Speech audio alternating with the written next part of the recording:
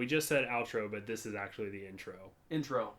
Because we record out of we Tarantino this podcast. We do, because we don't know exactly what we're going to talk about. Right. So we talk about shit, and then we come back and tell you what we're about to talk about. And then we tell you what we just talked about.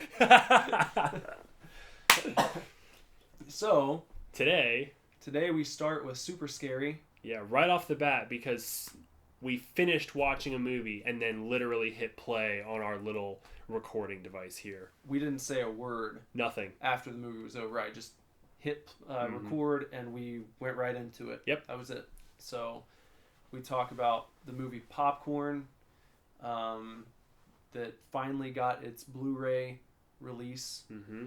And then we talk about, like, fucking... What else did we talk about?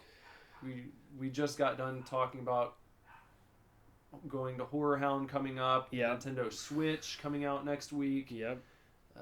We talked about we had sort of a lengthy, all over the place horror movie discussion where we just kind of like, we've had some recent pickups lately between each other, and Jerry Z. We talk about Jerry Z, and try to determine whether or not Alien is a horror movie. My wife stops by for a few minutes. Yeah. It's a good show. There's a lot going on in this one. Oh, we did talk about sex for a little bit. Yeah, we did. We asked a Sex. question that we want some answers to, so, listen and find out what that's about. Sex is always an intriguing topic, so... Yeah, we should talk about that more. Yeah. I don't know how much people want to listen to two dudes just talking about sex. We keep it lively. Yeah, it's fun. We're not here trying to, like, give you sensual tips for your bedroom life or anything. We're here to give you just the tips. Just the tips, yeah. Not the sensual ones. Yeah.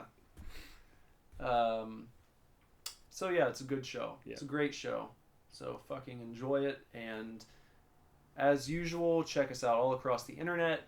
Our home base, our mother base there at superdivorceme.com. And then you got facebook.com/superdivorce, Twitter @superdivorce, Instagram @superdivorceband, and then Snapchat superdivorce.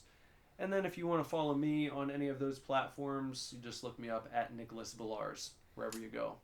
And then if you want to follow me on Instagram, you can follow me @BenderButt.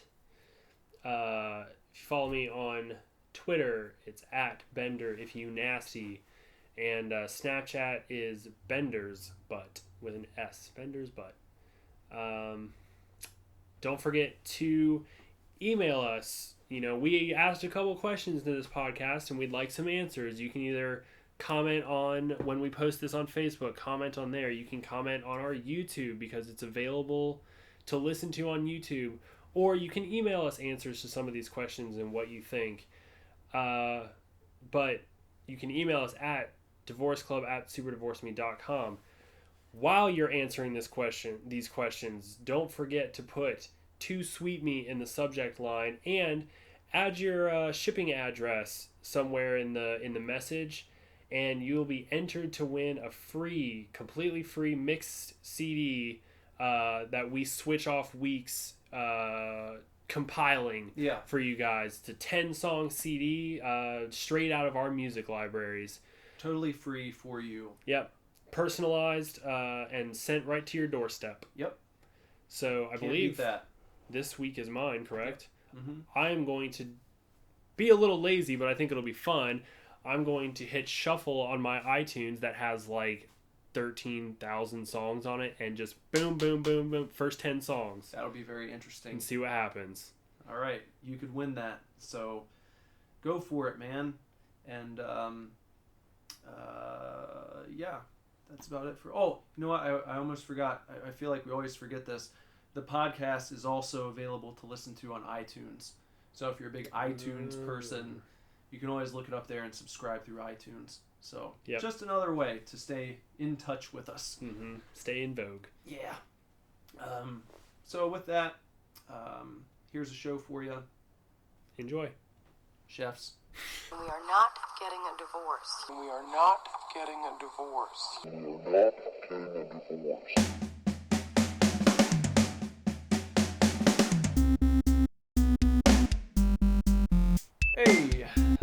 thanks for listening to the introduction. Now it's the real show. Yeah, the real Super Divorce Supercast.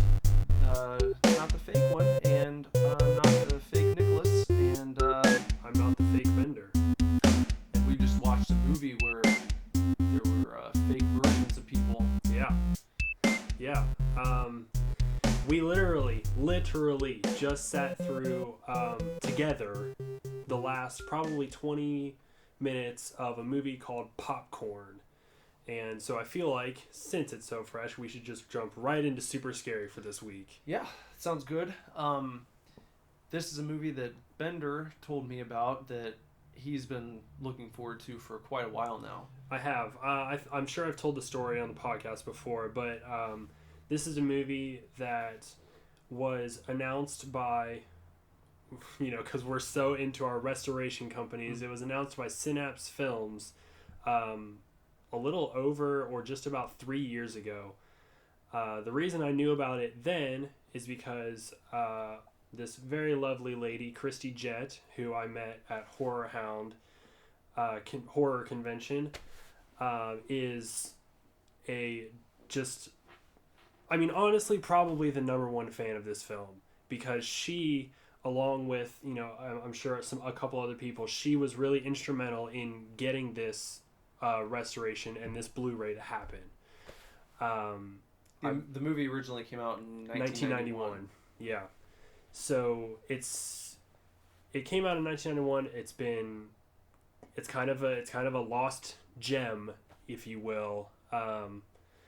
So the rights were finally acquired for a Blu-ray release. I believe Christy even did her own money-raising campaign years ago to get this funded. She helped with some of the bonus features acquired for this and new behind-the-scenes shots. And I remember her posting about going to LA and seeing they opened a popcorn vault, and she got to see all of these things and props and behind the scenes stills and things like that. And you would just hear about it. I would hear about it every couple months, maybe, just yep, it's still coming. It's still coming. And finally, about a week ago now, I received the one of only 3,000 copies, the Popcorn 2-disc special edition steel case from Synapse Films. And I watched it the day after I got it. You just watched it in the last hour and a half. Yep. What'd you think? I thought it was great. Definitely, you had compared it to Night of the Comet. You said it had a similar vibe to it.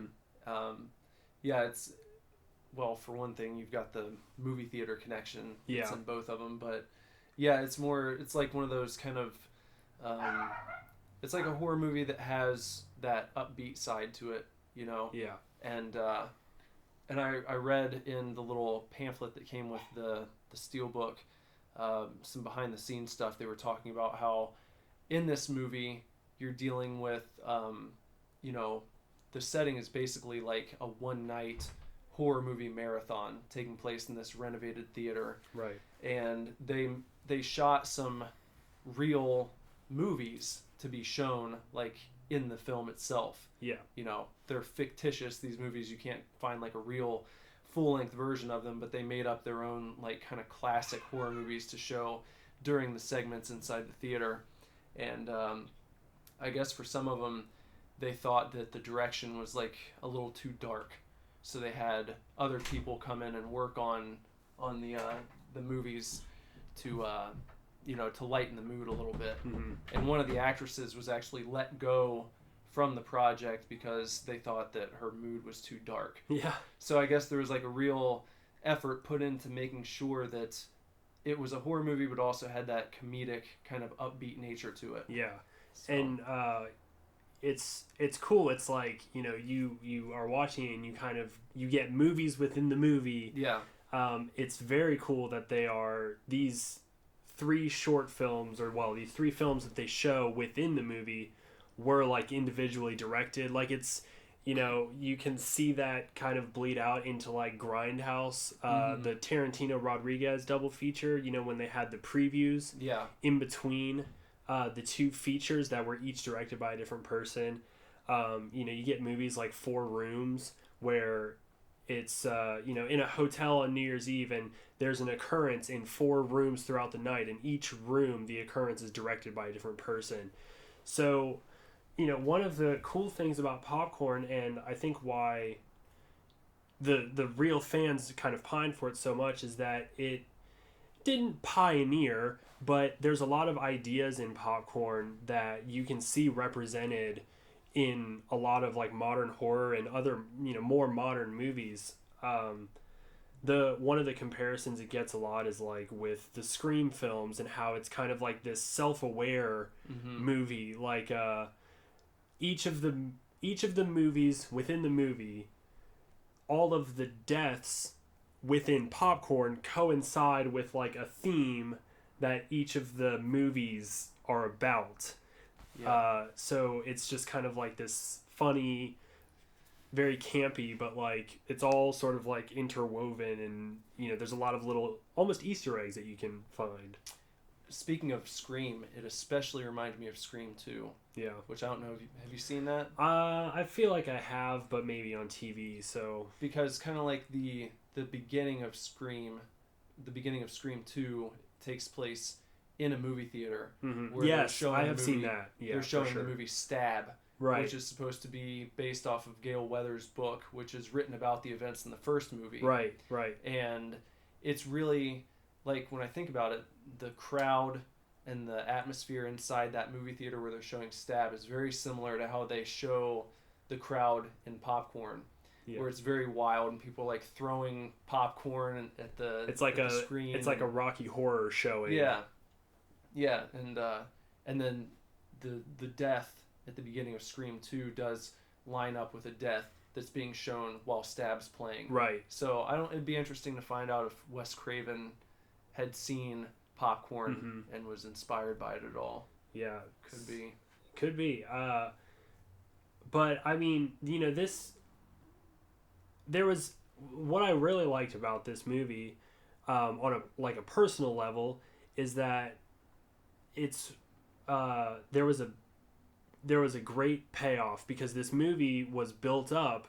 I saw things about it for 3 years. Just like I said, every couple months you'd get a little blurb like, oh, Popcorn is on its way. Oh, we've done this one bonus feature.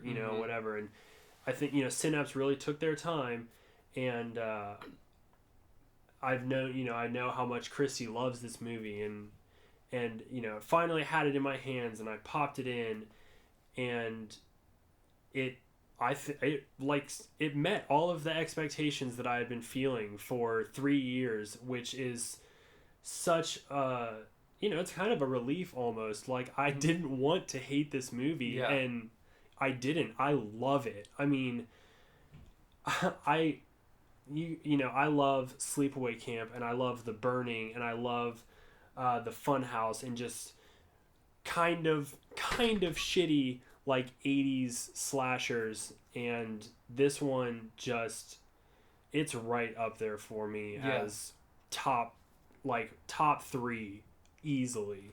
I'm surprised it's not more popular. I thought the same thing when I finished watching it. I was like, this is so good. Why didn't this happen sooner? Feels like kind of how I felt about or how I feel about Fall Break or The Mutilator. Yeah. After seeing it and kind of thinking about it, it's like, yeah, this deserves to be up there. Yeah. It's it's especially because the villain has so much personality. Like, it almost made me think of Jim Carrey in The Mask. Yeah. Just wacky, over the top antics, Just so great. I mean, that's really honestly what drove it home for me, and how much I love this movie.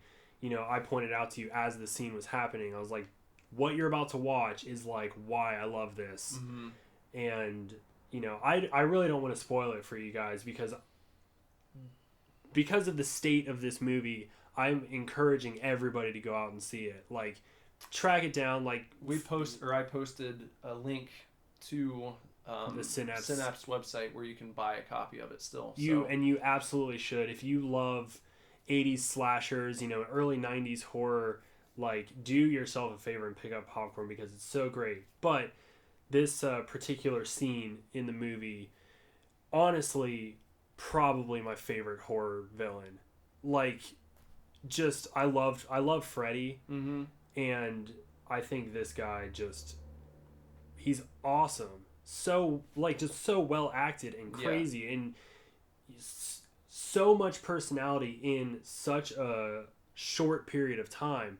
Like you get his whole story is just kind of like thrown at you all at once, and he's just like crazy and going everywhere all over the room and changing his voice, and he goes from angry to happy to like sad to frustrated. I just thought it was brilliant. Like I thought it was so great. And then the movie like has jokes, and the killer makes jokes all the time, and God, I can't talk about how much I love it because it surpassed my expectations for the film. I mean, definitely, I don't even know if he has like a horror name, like Leatherface or whatever, but I guess you could make one up. I mean, in Germany, the movie was called Skinner, so we're just going to call him the Skinner. The Skinner is my all-time, like my new favorite horror villain. There you go. That's pretty monumental. Yeah, with it all really the horror is. movies that you've seen, Yeah, especially. he's so great. On the opposite end of the spectrum, for a comparison, I also love The Collector, and he doesn't say one fucking word in both movies that he's in. But, man. Collector pisses me off. Yeah, you hate The Collector. Collector. Have you seen The Collection? No, I haven't. Okay, well, that movie is the same caliber, I think, as The Collector. A little bit more entertaining to watch because it's a little bit more zany. Now that you've dabbled in wrestling a little bit, I felt like The Collector was booked like Roman Reigns. Probably. I guess I could see that. Just, like especially if you haven't seen it, I won't spoil it, but the ending of at least the first one, I was just like, fuck you. I think the ending to the second one's a little better. Okay, well. A little. Well, actually, no. I take it. It's much better. Okay. But Popcorn it's just great. It's so good, and I'm so like happy to have brushed off this diamond in the rough and been able to discover it. Like it's a really, really cool feeling. I don't know that it's probably been a while since I've like dug up a movie that's kind of been buried this deep, so to speak. I think there's a lot of movies that you can kind of get access to here and there, but Popcorn was really one that was a struggle to find. So it's so good. So good. Well, I'm going to thank Bender for turning me on to this film, and I did enjoy watching it, so thinking about picking it up myself. I might have to do that, because I really like the box, the packaging as well. Yeah, it's very nice. This is my first Synapse purchase. I was leafing through the catalog and saw they also have quite a few special edition porno films. They do. Synapse is, contrary to Scream Factory and Arrow and Vinegar Syndrome has the same type of deal going on. Yeah, well Synapse remasters like 70s porn. Call it 42nd Street Peep Show. But I saw another one called Booby Hatch. Synapse is the company that did Honey Buns. Okay. And the cover is just a butt with honey being poured on it. But just speaking of that, I've never understood like the food thing. Like food and sex? Like food play. Yeah, where people are like pouring chocolate on their body and just like, I don't know. It just seems so messy. I was gonna say, if you're into that, I don't wanna put you down. Yeah, like to each their own, but it just seems so messy. And like, I don't know, especially like whipped cream and shit, because that's got dairy in it, and like after it dries, you're not gonna get it all up. So like, right, if you're going for a while, you're gonna start like getting like the dry milk smell. Or like honey on your ass. I don't know. It's just like, it's so sticky. I don't know. I don't know. If you're into food play, Let us maybe- know. Let us know, and maybe you can explain why. What Yeah, it does for you. What's it do for you? You know, you like rubbing strawberries on your nipple, or it just doesn't. Like, what's the point? I just feel like, I don't know. It's like I feel you're like gonna if you're hungry, just eat before. take a siesta Yeah. and then have sex. Yeah. You You know, don't that's. have to mix food and sex. But we talked about it with the ladies though. But like, what about? I feel like in that avenue, Mm-hmm. edible panties are like, they make more sense than like incorporating chocolate and honey and strawberries. Yeah. You know. Yeah, because that you could already have, like you could have been wearing it Yeah. walking into the bedroom, Yeah. but And then know. you have to like eat it to get it off, and then Yeah. you go right into it, which Yeah. like kind of makes more sense than like whatever, like Covering- having a bowl of strawberries and just being like, no. this titberry is so good. It tastes so much better after I've rubbed it on your tits. I, And like, what's she gonna do though? Like, take a strawberry and just like stroke it up your I guess your you, hang dang? I don't know, like dip your wiener in butterscotch and then, you know, it's unnecessary. It is. You know, it's very unnecessary. But if you like it, you can email us at divorceclub@superdivorceme.com and tell us why you like it and help us understand. Or you can leave us a comment on wherever we post this cast. Yeah, and just let us know what you think about food intercourse. Food course. Yeah. And, yeah. Condoms, like flavored condoms are another one. Doesn't make any sense to me. I've never gotten a blowjob whilst wearing a condom. I don't know why you would. Like, it doesn't... Unless it was someone that you've... Sprainer. My cat, Sprainerd, keeps licking the comic books. Should we put him out, or should we... If we put him out, he's going to knock on the door. That's the thing. He's going to stand up on his hind legs and just be like... Well, he pulls on it. He'll, like, reach his hand under and just, like, jiggle it until you let him in. Well, he and it's just annoying. probably hates me because I'm holding him. He probably hasn't been held in 18 years. I hold him. He's my business partner. He sits in with me all day. Anyhow, yeah. So, flavored condoms, another Doesn't make sense unnecessary.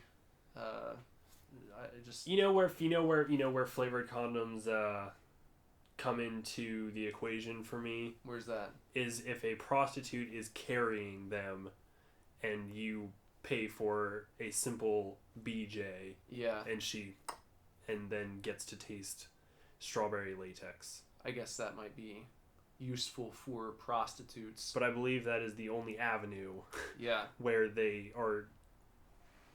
I will not utilize them ever, yeah, you know, but I understand their usage, the function, and the reason they were created. the function and the logic behind it. Yes. It adds up Yes, it adds up. for that particular use. Right. But for everyday use, Why?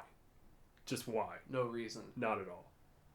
Well, that's our sex tips. For those tips, I don't know. Just the tips. Just the tips. Oh. So, yeah. I picked up this today. Oh, is that the soundtrack vinyl? Yeah, Where the Wild Things Are Oh, vinyl soundtrack. What a steal, because I tried to find this on the internet some time ago, and like the cheapest I could find, it was like $75. Holy balls. Where'd you So- find it? Omega in Nice. downtown Dayton, Nice. right over by the Neon. Yeah. Yep. That's pretty cool. I told you earlier, but I was on break from work today and was rifling around at Walmart and noticed their Blu-ray bin which you had been a visitor to, I believe, last week. Mm-hmm. And I thought, oh, I'll rifle through and see what I can find. And I pulled out Green Room, which is a 2016 film from A24 that I've heard nothing but good things about. And it was Blu-ray, and it was like brand new, and it was the only one in there that I could find. So I bought that right up because why not? I mean, Mm-hmm. It's $8. And then I also grabbed a Steelbook of Evil Dead on Blu-ray because I can, I already have like 4 copies of that movie, but like, why not? Was that in the bargain bin as well? Yeah. Yeah, and also Ex Machina, which is a film I very much enjoy. And that's one that I had got while rifling myself. Mm-hmm. Gotta enjoy rifling Yeah. from time to time. There were a number of other films that I would have picked up had I not found what I found. I noticed definitely they had The Dark Crystal, The Neverending Story. I got The Neverending Story too. Yeah, I would have. I just, like I said. Yeah. But there were some other 80s. Oh, Gremlins and Goonies, even though I'm not a big Goonies guy. Wish I had found Monster Squad. That would have been one I probably would have picked up, especially with Horror Hound coming up. I picked up Gremlins. Mm-hmm. Well, actually, you know why I didn't get Gremlins? It's because I have seen at FYE a triple Blu-ray of Gremlins, Gremlins 2, and Goonies for only $10. So I was like, $2 more for 2 films. Yeah. I'm going to have to go that route next time, Yeah. However, I would like to keep an eye out for Dark Crystal and Neverending Story. I feel like those are all movies that deserve like the big treatment as well. You know what just got a big treatment was Labyrinth, and I'm not a big Labyrinth fan. I love David Bowie, but I watched Labyrinth, and I think I was a little too old to watch it because those are like Labyrinth and Dark Crystal. I both like. I like the look of them more than I like the actual movies. But I would have them, just to put on or something and see it on the TV while I'm doing other shit, Those are especially movies that I'm like, I would like to acquire these for future children. Yeah. What else did I see? Oh, I saw The Babadook, and it got me thinking about my sort of stipulation with buying movies almost. And now I've kind of, in a sense, I've thrown this stipulation to the wayside because I've been picking up films from our restoration companies that I've never seen or never heard of. So like Popcorn, Driller Killer. I got Manhunter from Scream Factory, which I actually watched and very much enjoyed. Also realized that Red Dragon is a remake of Manhunter. It's a remake? I don't think they've ever stipulated that, but it's the fucking same movie. I was going to say, I thought Manhunter was one of the Hannibal movies. It is. The Manhunter is the first Hannibal movie where, oh crap, I can't remember his name. The guy that played Mr. Creedy in Trick or Treat, the next door neighbor. Oh, yeah. That guy, I can't remember his name. That guy plays Hannibal Lecter. Okay. So, it's Is it before or after Silence of the Lambs? Before, I think. It's like the earliest. I think Red Dragon. Well, see, because Manhunter is based on the book Red Dragon, and then the movie Red Dragon is based on the book Red Dragon. Okay. I think. I'm pretty sure. I've only seen Red Dragon one time. Again, it was on TV, but I remember it well, and Manhunter was the same movie. Have you ever watched the Hannibal show? Yes, I saw the first 2 seasons. I was wondering if that takes place alongside the movies or if it's like a completely different timeline. I think it kind of does because Will Graham is the main character in Manhunter and also in the TV show. Oh. And they even kind of look similar. So I think there is some sort of, goings on in that aspect. Will Graham knows Hannibal prior to the movie Manhunter, so I almost wonder if the show Hannibal is a prequel to all of the movies. So, very very interesting. But the show is great. Manhunter I did like as a movie. But anyways, what I was saying about my stipulation is that, when I look at collectors and things on Instagram or YouTube and I see what their collection is composed of, a lot of times I look at them and I'm just like, why would you buy that movie? The movie sucks. Yeah. That movie was not good. And you wouldn't watch it again. So like, there are some people, I think I said this a couple weeks ago, there are some people who just like buy every movie, or as many as they can get. And there are some people more like me who only purchase movies that they truly enjoy. Now I own a number of movies that I've maybe only watched once or so, but I just like, I watched a YouTube video of a guy one time who was like, $2 Blu-rays are back at Big Lots, so we're going to go check it out. And I'm like, why? Nothing about anything in that bin could be good. And he picked up like 2 of the most terrible looking movies I've ever seen.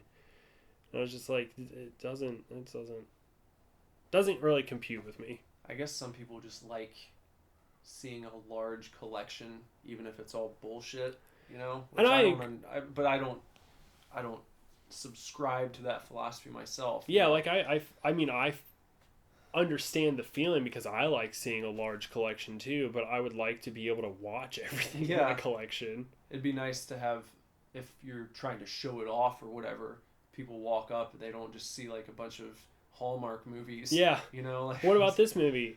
Oh, I don't know. I've never Yeah. I want to be able to have a collection where people walk up and everything they pull out, I can be like, oh, that movie's good because blah blah blah blah blah. But I also, on the flip side, I don't know if just buying whatever and watching it makes you more of a astute moviegoer. I mean, there's a certain quality level that if you're below, you're not an astute moviegoer.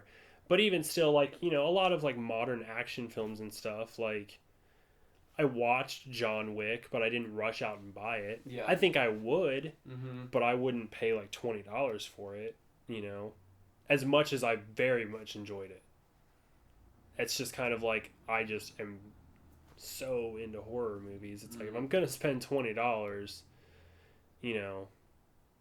I could just get like something horror or multiple horror movies that I know I'm going to like. That makes sense. I did, but again, I bought Ex Machina today which is, obviously a sci-fi film, but I think it has a tinge of horror right there at the end. I still haven't seen it, so. Oh, really? Yeah. Well, I had to debate on which shelf to put it on, with the horror or with every other genre that I own, because I've got 2 bookcases, and that's how they're separated. Horror, everything else. I ended up putting it with everything else, because I also have Prometheus and Alien with everything else. I think we talked about where Alien falls before. If it's I think so. a horror movie or if it's a sci-fi film. Sounds like you landed on sci-fi. I think I landed more on sci-fi, but which is odd. Maybe we can have a discussion, which is odd because I have Event Horizon in the horror section. Which I've never seen. God damn it. Yeah. We can watch Event Horizon. Before I forget, though, you should pick next week's Super Scary. Okay. Just because I know that's a main contribution of mine, but I'd like to get something from you. I think it'd be cool. I'll think of something. Yeah. We'll do that. But anyways, well, I guess we can't. We haven't seen Event Horizon. And then I have Sunshine with the sci-fi movies. I mean, that makes sense to me. You think so? Yeah. I feel like there's a difference between having horror elements and being a horror movie. And I think Sunshine, if you just ask me off the top of my head, I'd say it's a sci-fi film. Yeah, I think I would too. What do you think about Alien? I think that, like, I don't know. I want to jump to sci-fi just because that's where I automatically want to go with anything that takes place In space. In space, yeah. Jason X. So, and it's, yeah, I mean, like, even that movie, you could make a case that it's like a sci-fi action film because it's not really that scary. No. You know? It's not really that horrific. There's a lot of, like, you've got fucking, like, Mecha Jason at the end and nanobots. And yeah. It's just, and it's in outer space. It just feels sci-fi-ish to me. Yeah. I can understand why you'd put it in your horror shelf, though. Because the 9 other Jason movies, the 10 other Jason movies, including the 2013 version, are all pretty slashery. But if there were no other Jason movies, and this movie just came out and it was called Jason X, it's like, who the fuck is Jason? What's the X about? Yeah. You would assume it meant like Jason Extreme. Yeah. Because he was like in space. If Jason X was the only Jason and it still had the same cover art it has, nobody would ever watch it. Ever. It would be one of those movies that, like, cellar dweller nerds are the only ones who have ever seen it, and they swear by it, but because they swear by it, the rest of society, like, bans it. Imagine if it had gone the other way, and the movie was exactly the same, but then, like, you have that one scene in VR where he's, like, at Crystal Lake. Yeah. Can you imagine, like, all the fucking dwellers, as you were saying, like, on fucking forums and shit, were like, God, I just wish they'd make a fucking prequel where you could see Jason, like, at Crystal Lake for the whole movie and, like, how it really happened to begin with. Oh, my God. That would be ridiculous. Yeah, just the whole movie, because he's even in Jason X, he's the Crystal Lake killer. Yeah. So just, like, no other Jason movies existed, but this is just the backstory they kind of have for him. Yeah. I'd probably still love Jason X. Maybe. That'd be an interesting way to go. You could just totally rip off the idea and have another killer where you call it, I don't know, fucking, what's another name? I was thinking R2 Kill 2.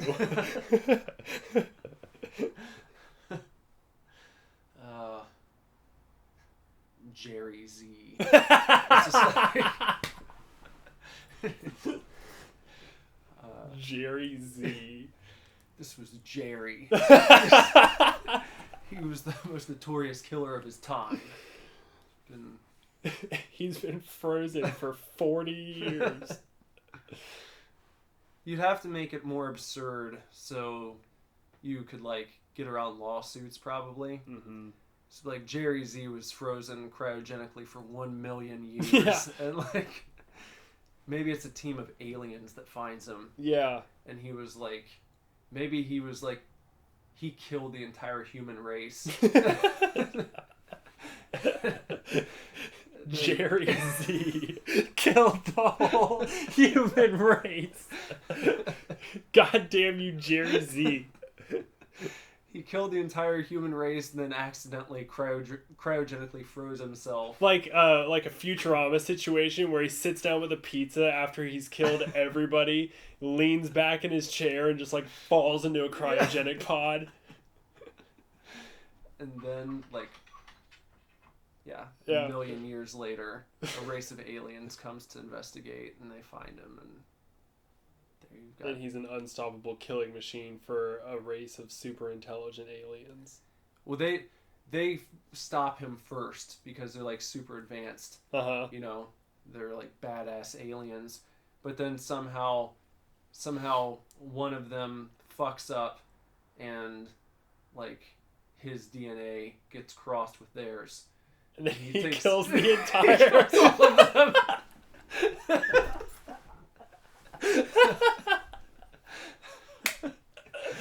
Jerry Z. Just, he becomes like the Beerus of horror movies, where he just goes, like, planet to planet, infusing his DNA with one member of an alien species and then making them extinct. Yeah. Just kills them all. It's like his prime directive. The third one could just be called Jerry Easy Kill. Jerry Z. Look for it in theaters in 2019. Yeah. Maybe it'll be like Tusk. Yeah. Start on this podcast and they just made the movie. Jerry Z. And then you never make the prequel where Jerry Z kills the human race. Yeah, that's it. That's it. That's it right there. I'd like for him to like. It'd be neat if he went about his killings in like a very passive aggressive way. Yeah. Like he wasn't a brutal slasher. No. Like he just wanted to kill everyone. So he doesn't really care how it happens. Right. You can't articulate killing like 6 billion people. Yeah. So he's just like walking down the street just like flailing his arms, you know? Yeah. Or he just, I don't even know. It's just passively just picking people up and crushing their head and then just dropping them. What if he just lifted everyone up at the same time and then just dropped them from like 1,000 feet? Yeah. That's like what he did. He had the power, he had this mind power where just he finally built it up and then he went outside and just did this and like the entire population of the earth just rose up and then he dropped them. And that's what happened. That would be cool. That would be like the secret origin that you never reveal. Mm-hmm. Unless you listen to this show. But like only like 20 people will know the secret origin of Jerry Z. Because when this movie comes out in 2019, yeah, then you'll know, but no one else will, and we'll never tell them. That's a good idea. Yeah, it's good. I like how we're just like, hey, what do you think Alien is, a horror movie or a sci-fi movie? And then Jerry Z killed the entire human race without getting his hands dirty. That's what the first movie's called too. Even though it's about him, like, killing all of the aliens. Yeah. It's called Jerry Z killed the whole human race. Yep. Including Deadpool. The more I think about it, I really want him to be just like this little bitch of a guy. Yeah. Like he's not monstrous. He's Jerry. He's just Jerry. He's like Jerry that works your office. And somehow, maybe that would be the thing to investigate is how did he get this power? Uh-huh. You know, maybe he has to be of the same race to be able to like pick people up. Yeah, like his DNA has to infuse with someone of the species because his telepathic ability is linked to DNA. Yeah. And so if he doesn't have your DNA coded, he can't lift you up. Yeah. And that's his whole game. Yeah. That's all he's got. So like the first hour and 20 minutes of every movie is him like trying to merge with somebody and like failing very comically. Yeah. And then finally like somebody trips up and merges with Jerry Z and then he just like raises his arms and drops them and movie's over. Credits. Yeah, you don't even show like all the gore and everything. You just show him go. Yes. And then that's it. It always has to end with him getting cryogenically frozen by accident. Or like put in whatever stasis the race of alien that he's just killed like has developed. Yeah. He just accidentally manages to be put in stasis for like another 1,000,000 years. Yeah. Yeah. So the course of like his like 8-year lifespan in the movies, because we're gonna make 8 of them. Mm-hmm. He's like traveled 8 million years into the future. And he's still just trying to lift everyone up at the same time. Drop him. Nobody would watch past Jerry Z 3. I don't think they would either. But we'd still make it. Unless the rest of the movie was just like a really great comedy. Yeah. It'd have to be him failing repeatedly, trying to merge. You would just have to bring in different like slapstick writers for every movie, Yeah. and then they just write slapstick bits, you know, over and over and over, and then finally, by some major accident, Jerry Z merges with their DNA. And he could look very different in each movie too, because he's getting new alien DNA each time. Mm-hmm. So he transforms, and then he has his big arm raising scene. Right. And that's it. It's real dramatic. That would be the payoff to each one. People would be wanting to see what he looks like. When's he going to transform? Because and he's always like he's always in the shadows. Yeah. You know, and then he transforms, and then, you know, even still he kind of like skulks away, you know, preparing for his extinction. Yeah. And then at the end you reveal the new Jerry Z, and then he kills everybody. Yep. That's it right there. I'm gonna draft a script. Yep.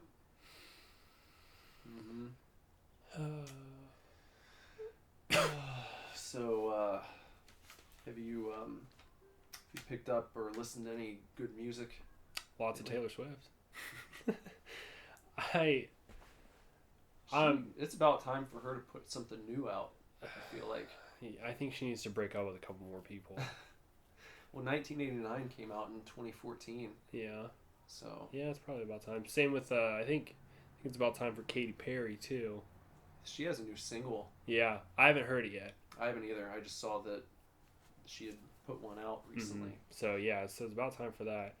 I have been listening to the radio, trying to come up with some stuff, and I ain't heard nothing. Nothing new. Like, and definitely nothing. If I have heard something new, I have not connected with it. I believe there's a new Chainsmokers song, and I'm like, all right, you guys need to stop.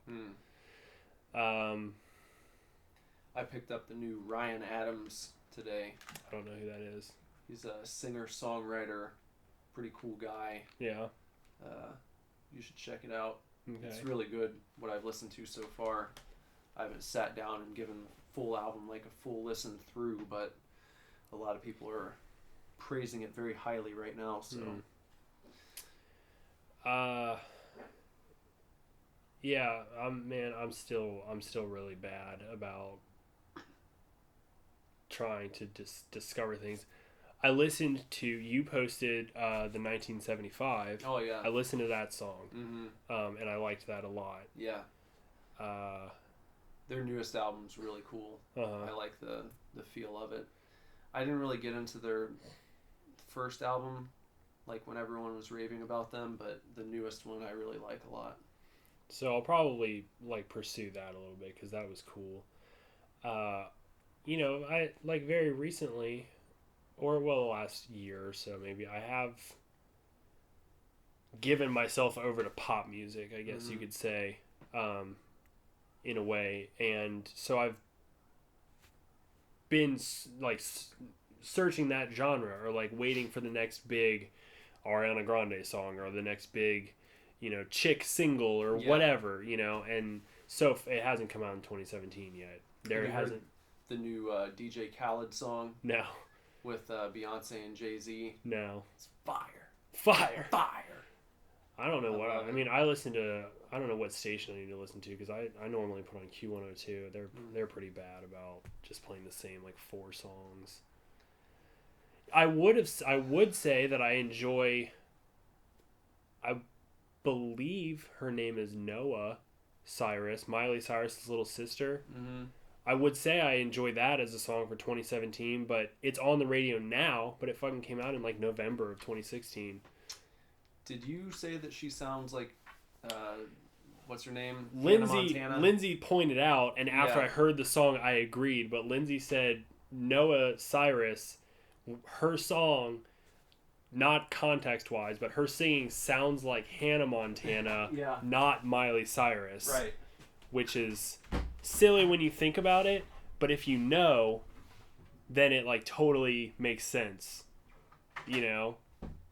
If you listen to the opening theme of Hannah Montana, the Best of Both Worlds song, and then you listen to a Miley Cyrus song, Wrecking Ball, whatever, and then you listen to Noah Cyrus's song, you'll be like, oh yeah, it sounds like best of both worlds. Well, I mean, Hannah did well, so... Yeah. So Miley can do better. Yeah. Yeah, it hasn't been, so far this year, hasn't been crazy. I was listening to The Used on the way over. Did you listen to much of the new AFI album? No, that's one I need to pick up. I saw Jason bought it on vinyl the other day, and I was like, that was pretty cool. Yeah, it's grown on me. Yeah. There are a few songs that I wasn't like so into at first, but even I feel like pretty much anything that I give repeated listens to, I start liking it more. That's a lot of my hang up on music, is that I just need to force myself to listen to stuff more. Because I always go back to like the classics or what I heard first or whatever. Yeah. But that's something I would give. Like I didn't listen to much of Burials. Yeah. But I feel like if I fucking listened to it, I'd probably like it a lot. Probably so, because it definitely has more of like a throwback feel, more in the direction of like what we're going to be doing, really. Mm-hmm. It's not exactly, but it definitely feels more influenced by like The Cure and like Depeche Mode, bands like that. Punk music that they initially started with. I did hear the 2 songs that they that were leaked or whatever, and then they ended up pre-releasing. Yeah. I did listen to those, not much, but I heard them. Mm-hmm. Snowcats was one of them. Mm-hmm. White Offerings. White Offerings. Yeah. Yeah. I liked White Offerings a lot. That was a good song. Mm-hmm. Reminded me of Billy Idol. Yeah. I'm bummed out because they're the tour that they're doing right now, it seems like they're playing a lot of old stuff too, like songs that they haven't played in a while, and they sound awesome from the videos I've seen, but they're not coming around here, and so, hi. Hi. We have a visitor. Oh, sorry to interrupt. No, it's okay. What's up? I was wondering, Lazarus is watching a show downstairs, if I could go out and run, because I'm starting to feel really crappy, and I wanted to get it out of the way before till I wimped out. So I don't care. Just put a show on for him. Okay. I used a power saw for the first time today. Did you? Yeah. How'd that go? Great. You're a man now. Yeah. We made a few mistakes in the beginning. Lost a few fingers. Yeah. No, we just, cutting like the 45-degree angle corners. We had to, we're like, oh, well, instead of adjusting the saw each time, we'll just flip the pieces upside down. But apparently that cuts it at a slightly different angle going the other way. So when we put them together, there was like a weird hole. Mm. And luckily we figured that out pretty early on. So after that, it was fine. But well, good. A little scary. The door just caved in. I have some. What was that stuff you told me to buy last week? Because I bought it. Zycam. Oh, yeah. I have some Zycam. I do too. I've been using it. Have you? Yeah. Did it work for you? Yeah. It never works for me. Really? I always use it and I'm like, maybe. It didn't eliminate my cold, but it was way more manageable. Really? That's what it's supposed to do. And my throat still kind of hurt and I'm still kind of sinusy, Yeah. So I had to take nasal spray as well and things like that, but I didn't fucking call off work or anything. And I was very much able to function. Well, that's good. Yeah. Well, maybe if you would have not taken Zycam, you'd be down for the count right now. Maybe. I feel pretty awful. I just kept busy all day so that I wouldn't notice it. Do you ever try to sweat it out? That's what I'm about to go do right now. Yeah. Well, okay. Yeah. That works for me. Yeah, very a lot. I'm hoping. I worked out last night, but I was still the early stages of being sick. So I know last time when I started feeling like I was getting sick, I did one of the hardest workouts ever, and I didn't end up getting that way. So. Yeah. That's what I did yesterday. Mm-hmm. I was down for the count today? All day yesterday. Yeah. And then I was saving my energy for the evening, and then I forced myself through a very grueling workout, and then I felt much better afterwards. It really works. I don't work out, but the other night I was wearing 3 pairs of pants. Yeah. A t-shirt, a sweatshirt, a hoodie, and my cloak. And then I was burritoed into this giant, very heavy blanket that we have, and then it was on my head too, and I was just like on the couch, just like in a puddle, and then like felt. Did you feel miserable? It's weird because like you feel kind of gross because you're like all sweaty, but then like you're really warm, and Yeah. like being sick you get like the shivers, but then Yeah. being warm is really nice. Yeah, that makes sense. Well, if you ever decide to start fighting, you'll have like the weight cutting down. Yeah. If that's what you have to do. Yeah. Yep. So. Yeah. Just trash bags and Yeah. saunas and stuff. Yep. Bender's about to fucking be a cage warrior. Featherweight. All right. Well, have fun. Be safe. All right. I'll probably run for about 30 to 40 minutes. Okay. If I'm not back by then, I got killed. Okay. I'm not taking my phone with me. Call the cops. You should run downtown. That's what I normally do. But last time I like did a run downtown. This is how long it's been since I've run outside. Well, it's been cold, but it was like when Pokemon Go first came out, and I was like, oh well, I'll run downtown because there's plenty of light down there.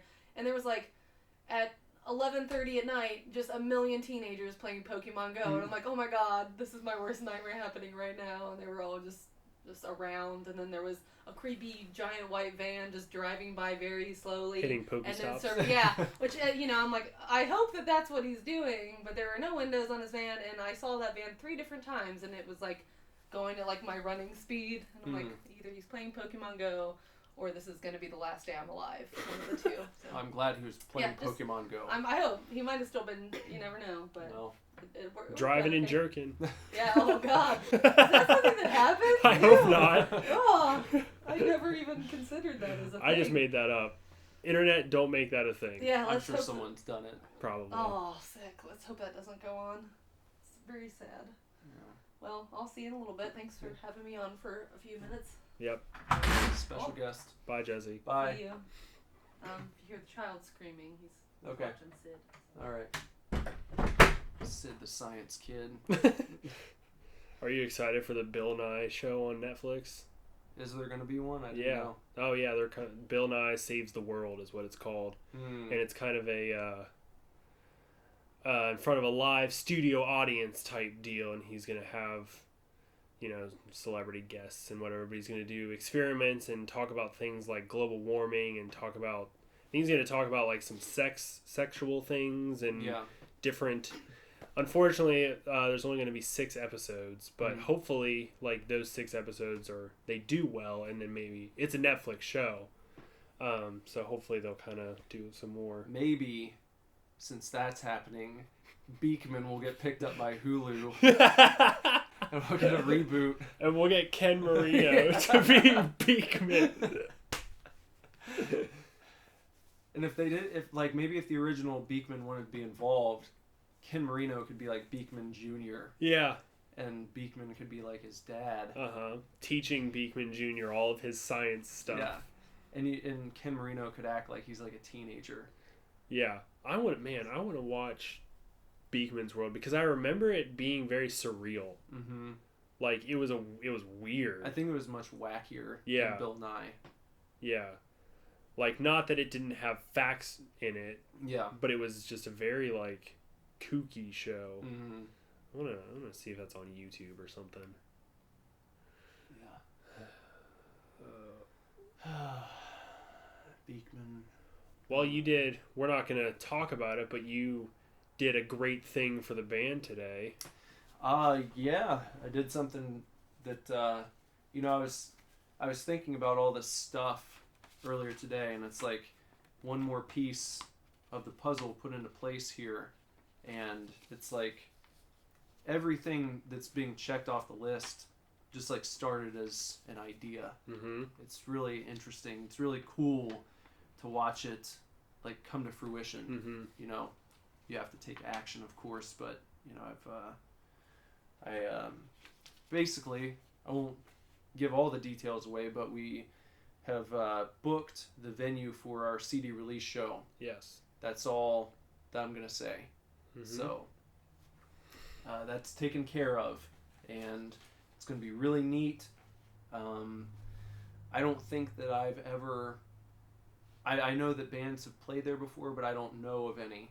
Right. I can't tell you any local bands from this area that have booked this particular place for any Right. shows. So I think it'll be novel in that respect. Mhm. That'll interest people, I think. Are we going to utilize the options that the venue gives us? We can. We can? Yeah, we talked about that. Okay. So that's there as well. Yeah. So So that's awesome. I really wish I could have gone with you. I'm sorry that I had plans or That's whatever.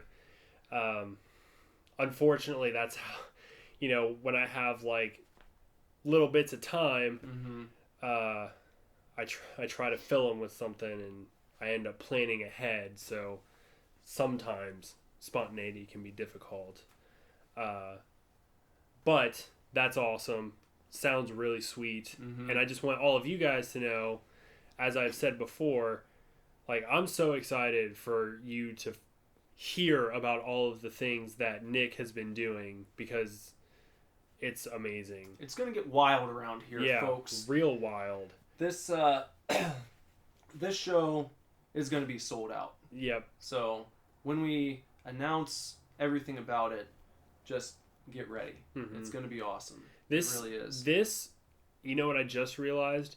This upcoming version of us and this direction of us and all of these plans that we have, this is our popcorn story. Yeah, it is. Because we're telling you guys, every couple weeks or so, we're just like, hey, we did a thing and it's awesome, but we can't tell you about it. Yeah. So, in that regard, I hope that, and I can't imagine how it wouldn't, but all of these things that we've been teasing you with for, we understand, a while now, it's all going to pay off. Like, when the time comes, y'all are going to be stoked about it. Yeah. And that's the idea, and to get people in on the action. It's why we always ask people to email, and it's why we ask you to leave comments, is because this whole thing is about much more than just us playing music. It's about building a community around this, and not to sound like overly important about what we're doing, but it's just that's the way that this stuff works. It's like the bands that I'm most into are the bands that had a culture about them. I got into Weezer, and I would spend hours and hours on their message boards talking to other people about Weezer. But then also you find out that those people have other interests that are similar to yours. And it's why we try and talk about other things that we're into, and why this podcast isn't just an hour or an hour and a half of us talking about our music. Right. It's because that's what we do. We're a band, but here's other shit that we're into. So it's going to be fun to bring more and more people into the mix and give you guys who are listening right now a bigger group of people to interact with outside of just us. Yeah. So it's going to be pretty cool. It's going to be fun. And there are a lot of things going on right now. That sounds probably bullshit, because plenty of people say that. Oh, you guys are going to be so surprised with what we have coming up. And then it's like, here's a single. Yeah. But I'll try to put it in perspective for you. Nick went out and did this thing earlier today for the band. Besides that, he's been so busy that when I got here, he was still watching Popcorn to talk about on Super Scary. Yeah. Because he's been so busy, he hasn't had a chance to. And so that's trying to give you an idea of like, yeah, we're fucking doing shit. I mean, another thing we can't tell you about, but we just went out to dinner the other night to celebrate a big accomplishment for the band. Yeah. A very big accomplishment. Yeah. I wish we could just say everything, but that's not how you want to do things. It's not. That would spoil the fun. But it's big enough that we had to have dinner about it. Yeah. Dinner downtown. We went downtown Cincinnati. Yeah. To the Natty at the Eagle. Mm-hmm. Which is an excellent place to eat dinner. It was a wonderful restaurant. You had the fried chicken. I did have the fried chicken, which I was told many a times is what they're known for, and they fucking deserve it. Yeah. It was probably the best fried chicken I've ever had.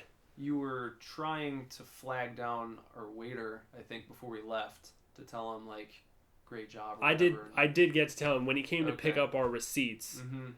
I did kind of I patted his arm and I was like, that was indeed the best fried chicken I've ever had. Mm-hmm. So at least I got to say something.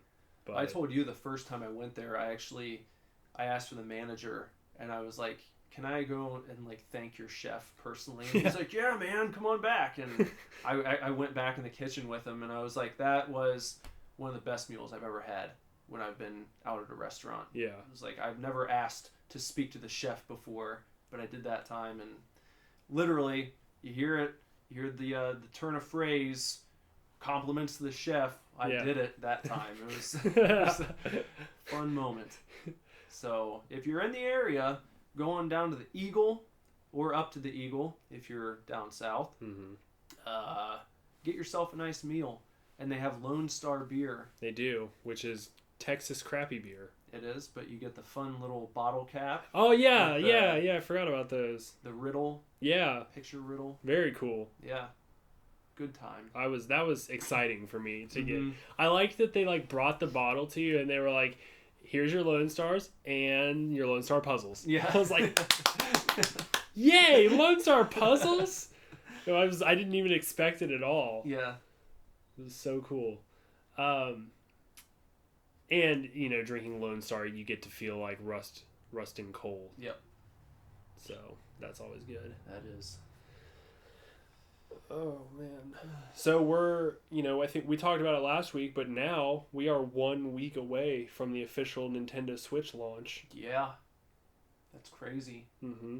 1 or 2? Shit. Well, like, what? 10 days? No, God damn it, less no. than that. Now I feel like I think it's officially 1 week, right? No, I'm wrong. Maybe? Next Friday. Yeah. Next Yeah. Friday, the 3rd. Yeah, I'm right. I forgot how short February is. yeah, slipped my mind too. Mm-hmm. Next Friday, we're 1 week away. I got upset the other day with not the Switch, but I saw yet another butthurt article about it. That Kotaku Mm-hmm. posted on Facebook an article complaining about the size of the case versus the size of the game inside, claiming that it was a huge waste Yeah. of plastic. I saw that. I was like, One of my friends reposted it and was just like, I can't believe like Nintendo is doing this. And I was just like at what point are you going to be satisfied? yeah, It's just so nitpicky. Like, you could literally, I think you could make the same argument about PS Vita cases. mm-hmm. The same exact, you could make the same argument about DS cases. If the cases were only as big as they absolutely needed to be, the cases You would lose the shit out of it. they would be they would just be a tiny bit larger than the cartridges themselves. Yeah. And where would you fucking put those on your shelf? You think of how fucking stupid that would look? Look at my Switch case. Fucking my collection of Switch games up here, and it's just like they're 1 I have inch every tall. game on the Switch and it can fit in the palm of my Yeah. hand.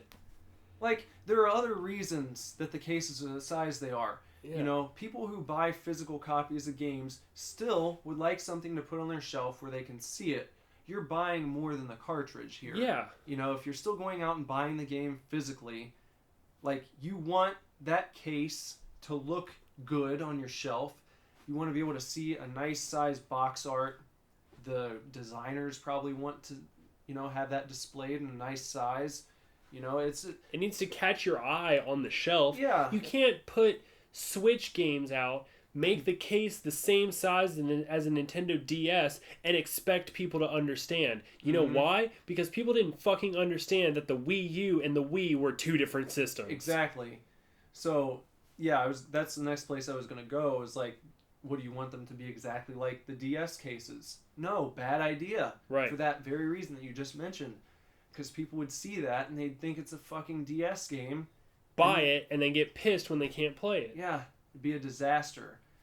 Disaster. Us humans need these like very like these lines in the sand, that Because are- we're all fucking idiots. So, fucking the mom going out to buy the Switch game, even For Christmas. yeah, if she sees like, I feel like parents that know even a little bit. I've seen this box laying around the house a million times. What's this one? This must be the new system he has. I'll get this for him. That type of shit. It's just you got to differentiate some way. Yeah. And but yes, that article I saw that it was absurd. Now I sort of understand that they're making them the size they are and they're not including like booklets or anything. It's literally just a shell for a SD memory card. But the cover photo, because I didn't read the article because I thought it was bullshit to begin with, but the cover photo was of Bomberman R, that case. Yeah. And it showed the front of the case, and then it showed the case opened. And on the inside of the case, like, the whole thing is designed. Yeah. Like, I assume it's a see-through case with a slipcover. However, when you open it up, that slipcover has a reverse side that you can see through, and it gives you... It's aesthetically pleasing, like it's almost like you have art on the inside of the case. So I was just like, shut the fuck up. Yeah. And some companies, maybe not the ones releasing right now, but they might down the road decide to include a booklet. Yeah, you never will fit know. in there, You never know. Some might do like a special edition. You get like a nice full color expansive booklet on the inside like you used to. But yeah, I love the angle that people come from where it's like they're so concerned about the plastic being wasted. That got me too. Yeah, look how much plastic we're wasting. You're definitely, you say that about every product. Yeah. Every product that comes out, you are jumping on the plastic train. No, they're only doing it with the Switch. Yeah. I've never ever, the person that posted it, I've never once seen them complain about the environment until Nintendo Switch made a case that was too big for the SD card. Why aren't DVDs and Blu-rays in the same fucking jewel cases as CDs then? Yeah. Let's riot about that. How come? How come we waste so much plastic, and DVD cases are larger than Blu-ray cases? How can we waste so much plastic on that when they don't include booklets? You don't have anything on the inside of that. It's just a fucking blank case with a disc in it. In fact, why do we have jewel cases? Why can't everything come in just a paper sleeve? Yeah. Then we could save all the plastic. All the plastic ever. We don't have to cut down any plastic trees. Nope. You can just put things in paper sleeves on shelves. Yeah. And save ink by not putting any pictures on them. Yeah. And then, then all of the artists, that designed these kind of things would lose their jobs and be forced to take like labor jobs, which would, I don't know, solve labor problems. Actually, it'd probably just make everybody homeless, and then you'd fuck up the economy even more.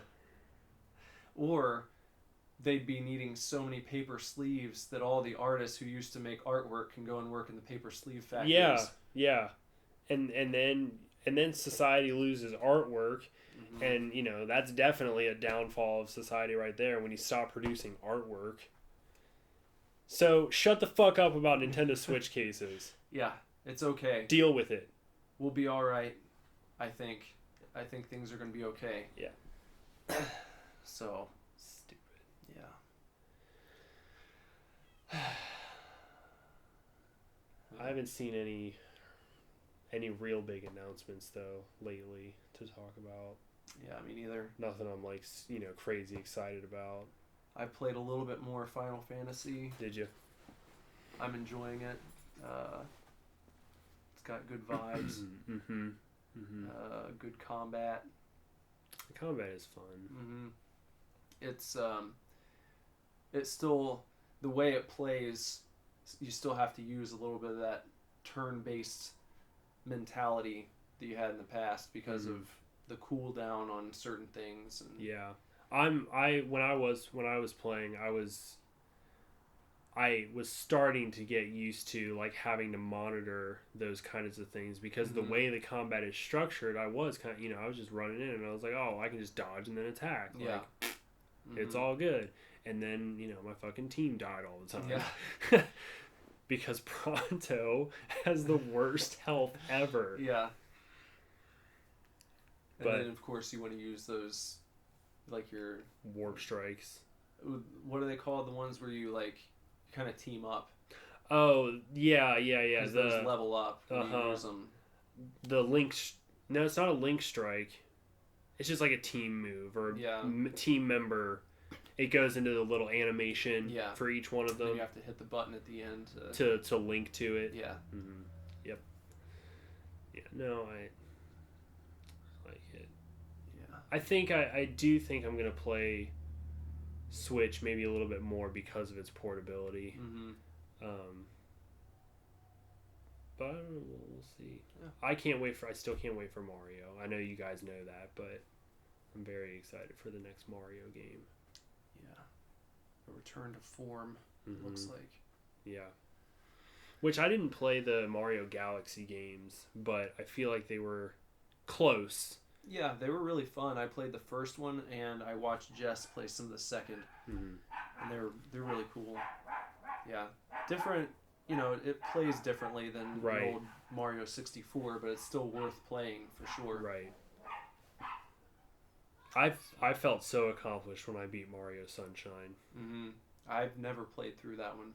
It was, I need to. I definitely need to. Yeah, it was an accomplishment for me. It's very cool. It was a good game. Less difficult than 64, I think. But I don't know. Well, you got anything else? You're going to Horror Hound, right? Yeah. At least one day? Mm-hmm. Okay. Well, I'm buying tickets tomorrow. Okay. I know Lindsay is going to go Friday and Sunday. Well, she needs to talk to Jess about going Friday. Mm-hmm. But she wants to go Friday and Sunday. And then my friends, Aria and Nancy are also going to be involved. So yeah, we should all, we can all meet up and stuff. Okay. That's going to be fun. That's the weekend after the Switch release. Mm-hmm. So you guys can definitely look forward to a Horror Hound. Yeah, it'll be the week after, but like a Horror Hound fueled podcast. We'll probably talk about all the cool things we picked up and whatnot. Yep. But and the last thing I guess that I wanted to mention is that in preparation for Horror Hound, Aria purchased. She texted me today. She said she purchased pink flamingos, and so I believe we're gonna have a pink flamingos party on Sunday and watch that because John Waters is performing at Horror Hound. Oh, that's cool. Yeah, I've never seen pink flamingos, so Neither have I. you know what it's about. Mm-mm. Do you know anything about it? Not really. I've heard the name before. Heard the name? It's basically just like a weird. It's a John Waters film, but it's notorious for being like one of the grossest movies of all time. Not gory, and it's not like a horror movie. It's just like fucking gross. And that was like his whole intention. Was he wanted to make just like this dirty trash film, and that's the stipulation it got, and that's why people watch it. All right. Because somebody eats actual dog poop. Doesn't Will Ferrell do that in Step Brothers? Does he really eat? Does he eat actual dog I don't know poop? if it's actual dog poop. This is confirmed, actual real dog poop that they eat. So that's cool. Can't wait to watch this movie. Pink flamingos, everybody. Pink flamingos. Report back on it. Yeah, I'll let you know how it goes. All right. Well, thanks for listening, and outro. Outro.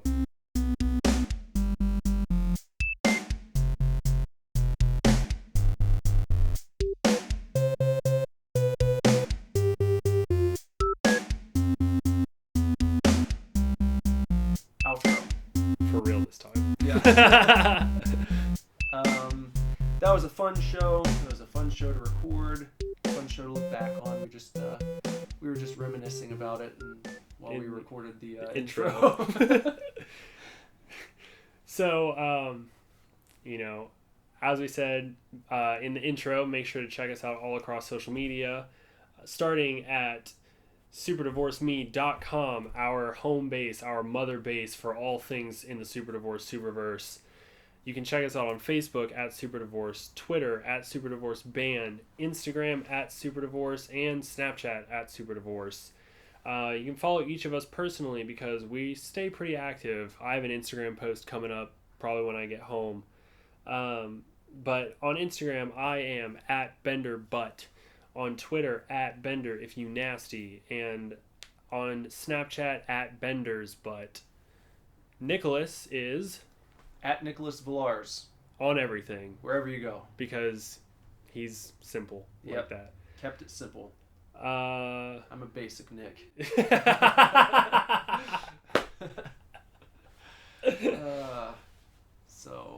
Don't forget to email us with some answers to those questions, a couple of questions we asked during the podcast, and also to be entered to win a free mixed CD curated by either one of us.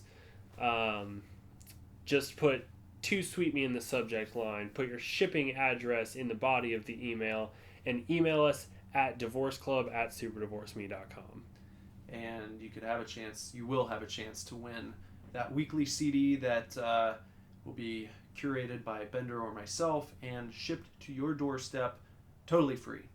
Enter once, enter for life. That's right. So that's about it for this week. Hope you guys had fun. We did.